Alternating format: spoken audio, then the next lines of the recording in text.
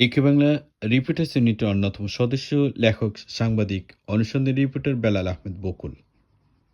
তিনি ৭১-এর কথার যুক্তরাজ্য প্রতিনিধি, কন্ট্রিবিউটিং রিপোর্টার, একে বাংলা গার্ডিয়ান ও জগন্নাথপুর টাইমস এবং দৈনিক সুনামগঞ্জ খবরের যুক্তরাজ্য প্রতিনিধিও। তিনি ছাত্রজীবন থেকে সংবাদপত্র লেখালেখির হাতেখড়ি। ২০২৫ খ্রিস্টাব্দের জানুয়ারি থেকে ডিসেম্বর পর্যন্ত তার অসংখ্য অনুসন্ধানী প্রতিবেদন প্রকাশিত হয়েছে।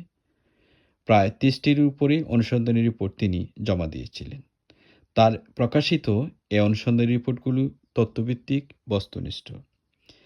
মেধাবী শিক্ষার্থী, লেখক, সাংবাদিক বেলাল আহমেদ বকুল ঢাকা বিশ্ববিদ্যালয়ের লোক প্রশাসন বিভাগ থেকে বিএসএস অনার্স এমএসএস ২০০০ খ্রিস্টাব্দে সম্পন্ন করেছেন।